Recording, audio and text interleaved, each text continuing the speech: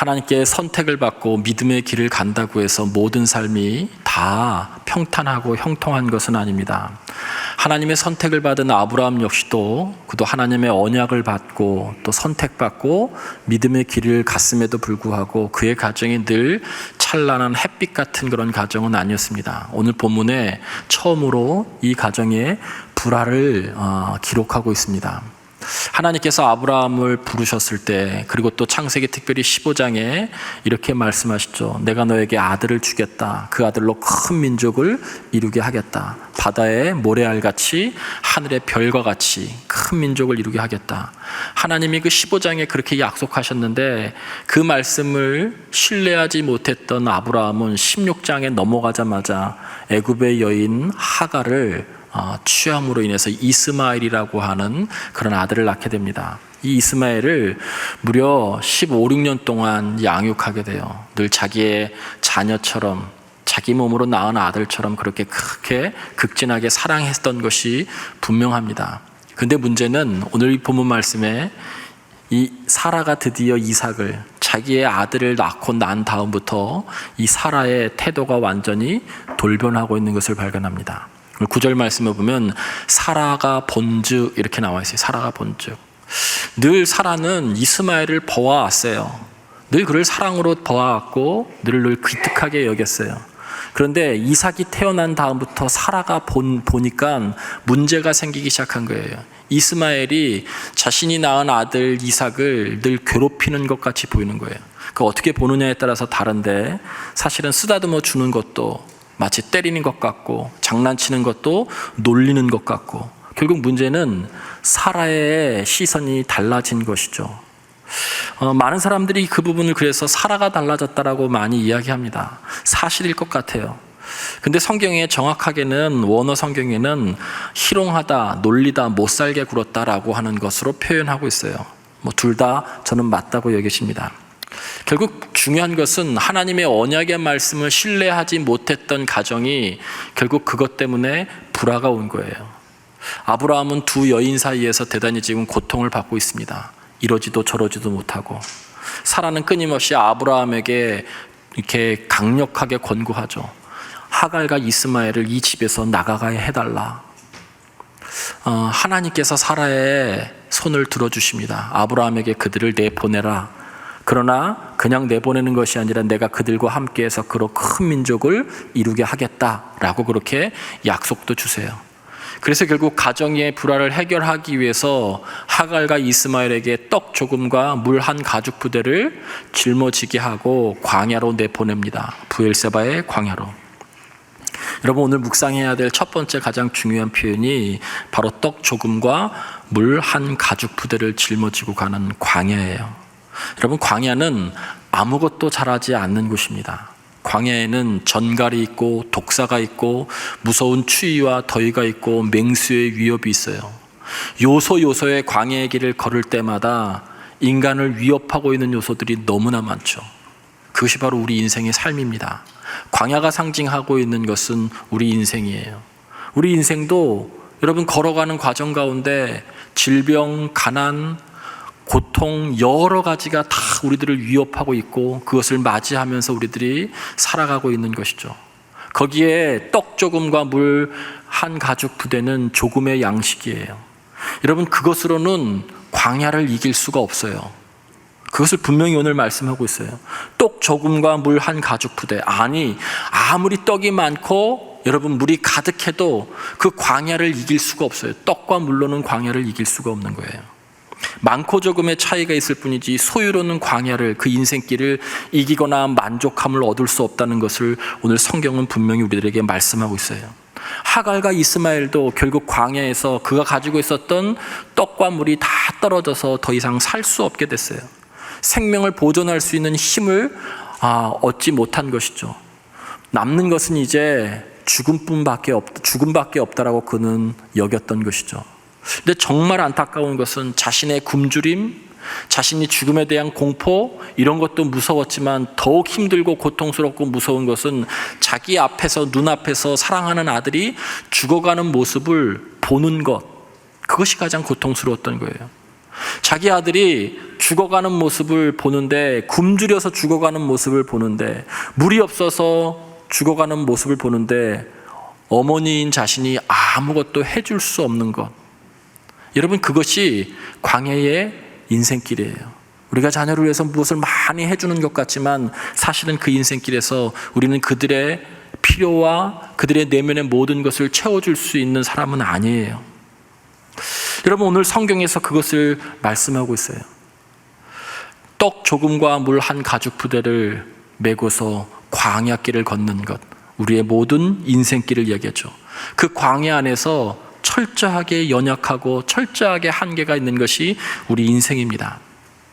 아들이 죽어가는 모습을 오늘 성경에는 참아볼 수 없었다고 말씀해요. 참아볼 수 없었다라고 하죠.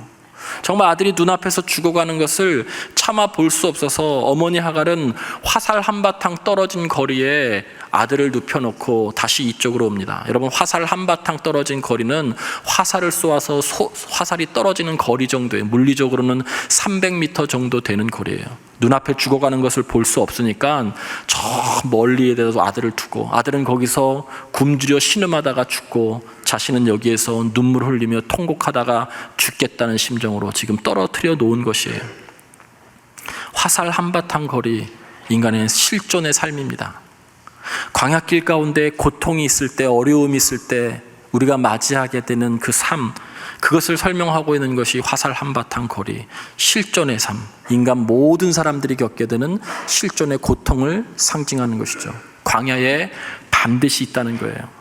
근데 이것은 어디에서 왔을까라고 하는 거예요. 여러분, 히브리 사람들은 죄라고 하는 것을 하마르티아라고 하는 그런 단어를 썼어요. 이 뜻은 관역을 빗나가다라고 하는 뜻이에요. 화살로 관역을 정확하게 맞춰야 되는데 관역을 빗나가고 말았다는 거예요. 벗어났다는 것이죠. 그 결과가 뭐냐? 죽음, 우리들에게 실존의 고통이 왔다는 거예요. 여러분, 예를 들어서 이런 거죠.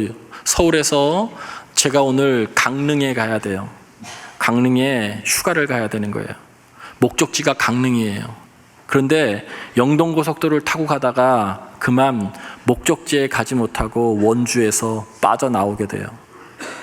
여러분, 원주에서 빠져나올 때 꼭 맞이하는 표지판이 있는데 그것이 영어로 출구라고 하는 exit이라고 하는 단어예요. 여러분, 빠져나왔다는 거예요. 여러분, 흔히 이야기하기를 비상구, 출구라고 그렇게 해석하지만 더 깊은 뜻은, 그 뜻은 죽음이라는 뜻이에요. 빠져나왔기 때문에, 목적지에서 벗어났기 때문에 죽음이 왔다는 거예요. 여러분, 그 영어 단어에서 나온 것이 존재하다는 뜻이고 실존하다는 뜻이에요. 안 믿는 것 같아서 확인해 드리겠습니다. 저 출구라고 하는 단어에서 여러분, 죽음이라고 하는 뜻이 있어요. 사전 찾아보세요. 죽음이라고 하는 뜻이 있어요. 빠져나왔기 때문에 우리들에게 죽음이 임한 거예요. 실존의 고통이 죄랑 똑같죠. 하마르티아랑 똑같죠. 존재하다고 하는 exist라고 하는 단어 역시 여러분, 거기에서 나온 거예요. 결국 빠져나옴으로 통해서 인간에게 실존의 삶 속에 여러분 늘 고통, 죽음이 있는 것이죠. 그 인생길을 걸어가는 것이 바로 광야의 광야, 우리의 삶이죠. 거기는 늘 고통이 있어요. 여러분, 저 중요한 것이 있어요. 결국 빠져나와서 죄의 결과가 죽음이고 실존적인 고통인데 우리는 거기에서 무엇을 구해야 되냐면 떡과 물을 구하는 것이 아니라 하나님의 은혜를 구해야 돼요. 왜 그러냐면 죄의 문제는 떡과 물로 해결되는 것이 아니라 은혜로만 해결되기 때문에 그래요. 근데 우리는 광야의 인생길을 걸으면서 늘 기도하는 것이 뭐냐면 떡과 물을 구하는 거예요. 그것 구해서 여러분, 우리의 삶이 조금 나아질 수 있지만 본질적으로 죄의 문제를 해결할 수 없는 것이에요. 이 광야는 그래서 다르게 통과하는 것이 아니라 은혜를 붙들고 은혜로 통과하는 것이에요. 은혜로 지나서 결국에 마지막 목적지인 하나님께 갈 때까지 은혜를 구하면서 살아가는 것이 광야의 인생길에서 우리가 살아야 될 삶의 자세고 신앙의 자세예요. 여러분, 떡이 아무리 많아도, 물이 아무리 많아도 목적지에 이 하나님께 도달하려면 반드시 은혜가 필요하다는 것이죠. 여러분이 광야 같은 그 인생길에서 은혜를 구하시기를 주님의 이름으로 간절히 축원을 드립니다. 모든 사람에게 화살 한바탕의 거리, 실존의 삶, 고통의 삶이 있습니다. 예외가 없어요. 우리를 양육해 주신 모든 부모님들에게도 우리가 알지 못하는, 우리가 헤아리지 못했던 실존의 아픔, 화살 한바탕의 거리가 다 있으셨어요. 저희 어머니에게도, 저희 아버지에게도, 여러분의 부모님에게도 내가 알지 못하는 어머님 아버지의 하갈과 같은 화살 한바탕 거리, 고통이 있었다는 거예요. 이 땅을 살아가면서 자녀를 양육하면서 겪게 되는, 우리가 알 수 없는, 자녀들이 알 수 없는 어마어마한 일들이 너무너무 많아요. 그것이 고통이고, 그것이 실존이고, 그것이 광야의 삶이에요. 하갈의 화살 한바탕 거리. 여기 앉아 계신 우리 원로 장로님, 권사님, 집사님들, 어르신들에게 자녀 양육하면서 다 있었을 거예요. 여러분, 아버지에게도 화살 한바탕의 거리, 실존의 삶이 있죠. 지금은 맞벌이 시대지만 예전에는 가게의 경제를 대부분 아버지가 맡으셨어요. 외벌이 시대, 아버지가 책임지는 시대예요. 한자로 아버지의 국어사전적인 의미를 이렇게 표현하더라고요. 자기를 낳아준 남자. 이게 아버지에 대한 정의의 전부예요. 자기를 낳아준 남자. 끝에 나와 있는 남자를 한문으로 해석하면 그게, 남자 여러분 잘 아시죠? 밭전자 밑에 힘력자가 있는 거예요. 밭에서 열심히 힘쓰는 사람이 아버지인 거예요. 아비부자도 여러분 손에 돌도끼를 잡고 일하는 상형 문자예요. 여러분 이것을 다 종합해보면 이런 거예요. 아버지는 나를 있게 한 남자이며 나를 위해 밭에서 돌도끼를 들고 힘을 다해서 열심히 일하는 사람. 해석만 해도 참 서글퍼요. 얼마 전에 초등학교 3학년 아이들에게 반에서 여러분이 생각하는 아버지는 어떤 아버지입니까? 라고 묻는데 한 아이가 그렇게 썼다는 거예요. 돈 벌어 오는 사람, 이렇게 썼다는 거예요. 이 사전적으로 그대로 해석한 거죠. 우리 아버님들 일하시느라고 사실은 화살 한바탕의 거리를 직장에서, 여러 사회 속에서 얼마나 힘들게 사셨는지 모릅니다. 대한민국 사람들이 가장 사랑하는 시인은 윤동주 시인이에요. 설문에서 그렇게 나왔어요. 그러나 대한민국 국민들이 가장 좋아하는 시는 김소홀의 진달래꽃이에요. 진달래꽃. 여러분도 잘 아실 겁니다. 한국의 시인, 그러면 북쪽에는 소홀이 있고 남쪽에는 모골이 있다, 이렇게들 얘기해요. 북쪽에는 김소홀이 있고 남쪽에는 박모골이 있다. 시인 김소홀의 본명은 김정식이에요. 1902년에 출생했는데 아버지 김성도가 일본 사람들에게 심하게 폭행을 당해서 정신병을 앓다가 일찍 돌아가셨어요. 어린 시절을 할아버지 밑에서 자라다가 자신의 의지와는 상관없이 불과 14살밖에 되지 않았는데 할아버지 친구의 손녀딸 홍단실과 결혼을 했어요. 김소홀은 민족의식이 뛰어난 청년이었어요. 오산학교를 다니는 시절에는 3.1운동을 적극적으로 가담했고, 그리고 민족의식이 강한 청년이어서 민족의 언어로 시를 쓰면서 일제의 감시와 고초를 받았던 시절들도 있었어요. 우리가 잘 아는 진달래꽃, 금잔디, 개여울, 엄마야 누나야, 이런 시로 식민지 백성들의 서름과 한을 달래주었던 그런 시인이죠. 그런데 1934년 12월 24일 아침 8시에 아내와 3남 2녀의 어린 자녀를 남기고 다량의 아편을 먹고 불과 32살의 나이에 생을 마감해요.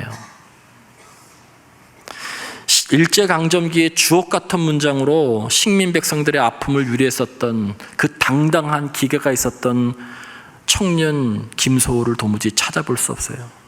가족을 외면하고 왜 그는 이렇게 극단적인 선택을 했을까? 많은 문학가들이 살피면서 그 이유 속에는 그의 삶, 그의 가장의 무게, 아버지의 무게 때문이었다라고 그렇게 얘기해요.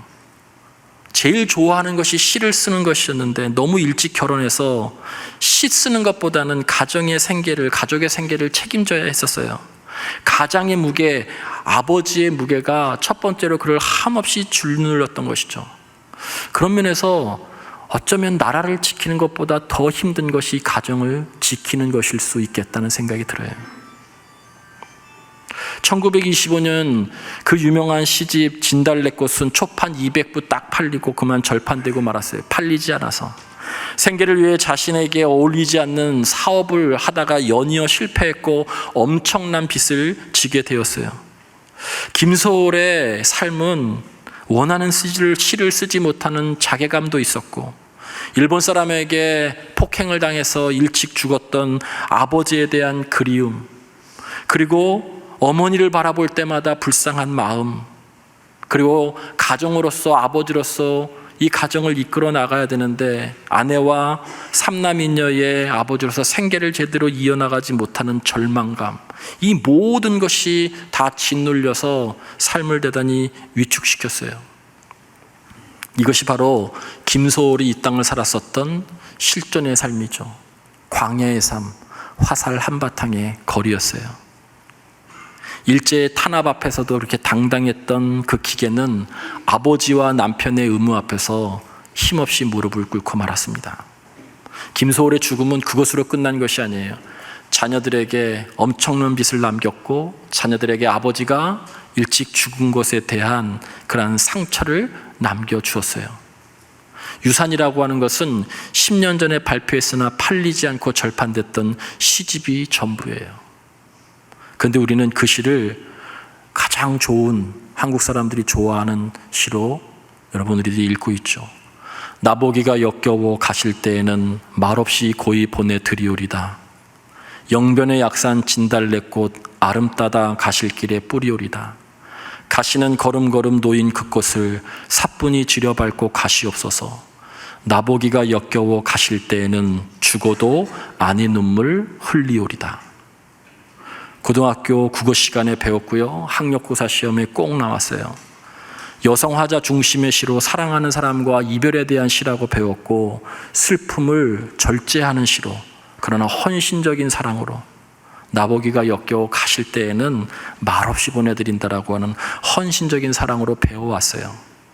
여기 나오는 영변의 약산이라고 하는 것은 바로 김소월이 자랐던 고향이에요.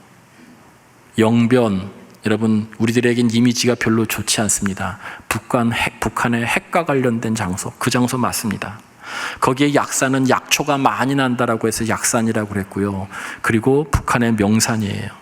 김소월은 어렸을 때 고향에서 늘 흐드러지게 산비탈에 핀 그 진달래꽃을 보면서 자랐어요.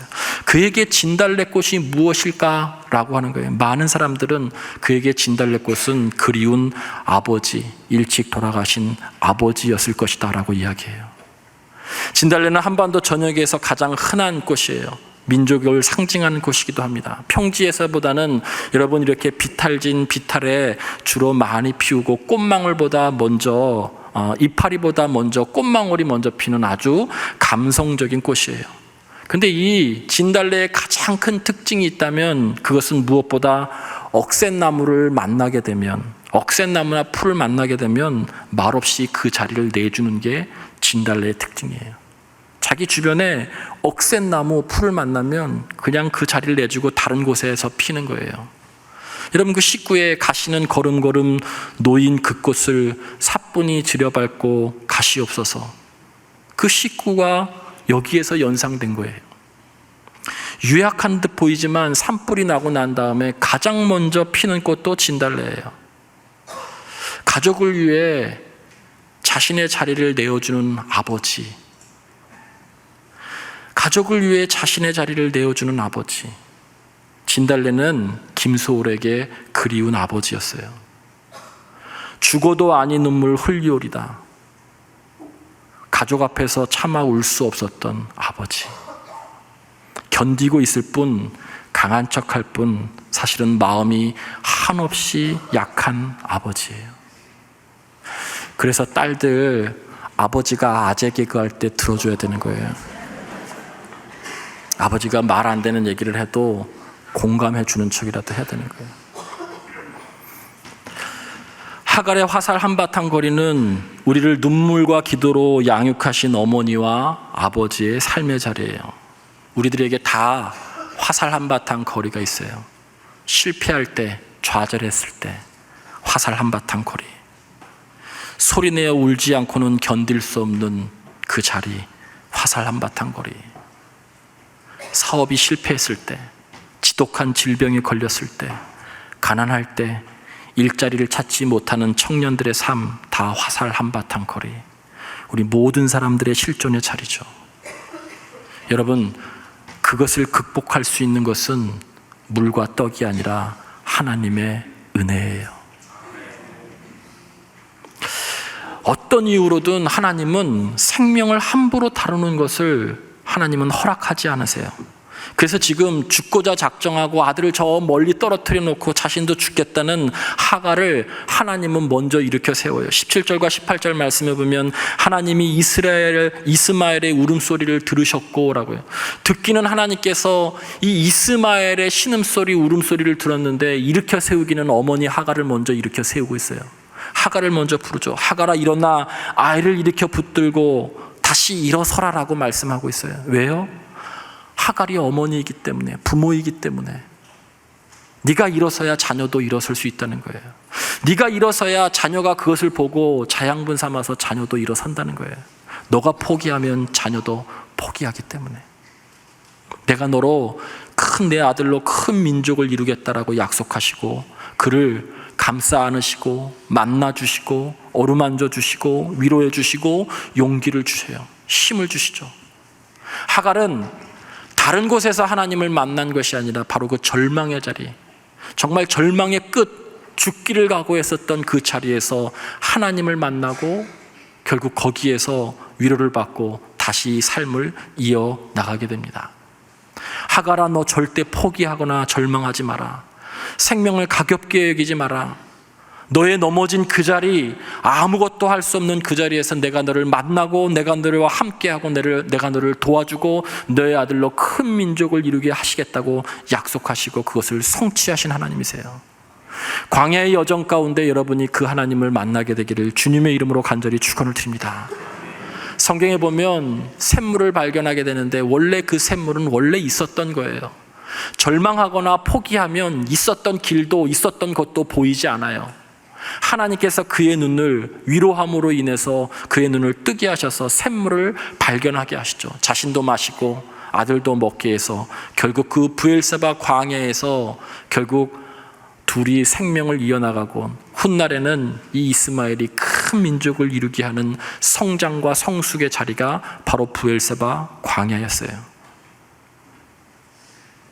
여러분, 걸어갈 때는 보지 못했던 것을 넘어졌을 때 보는 경우들도 있어요. 걸어갈 땐 보이지 않았던 거 꽈당 넘어졌다 봤더니 그 자리에 우리가 보지 못했던 걸 보게 되기도 해요.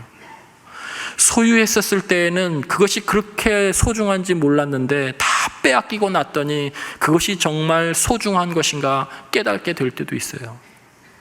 좌절을 통해서 우리가 가지 않아야 될 길이 무엇인지 확신할 때도 생기는 것입니다. 그래서 넘어졌다고 해서 절망하면 안 돼요. 하나님의 은혜를 구하면 하나님께서 샘물을 보게 하신 것처럼 우리들에게 반드시 길을 열어주시고 우리들과 함께 하시고 하나님께서 주신 약속을 하나님 반드시 여러분을 통해서 성취하십니다. 그 하나님을 신뢰하시는 광야의 여정이 되어지기를 주님의 이름으로 간절히 축원을 드립니다.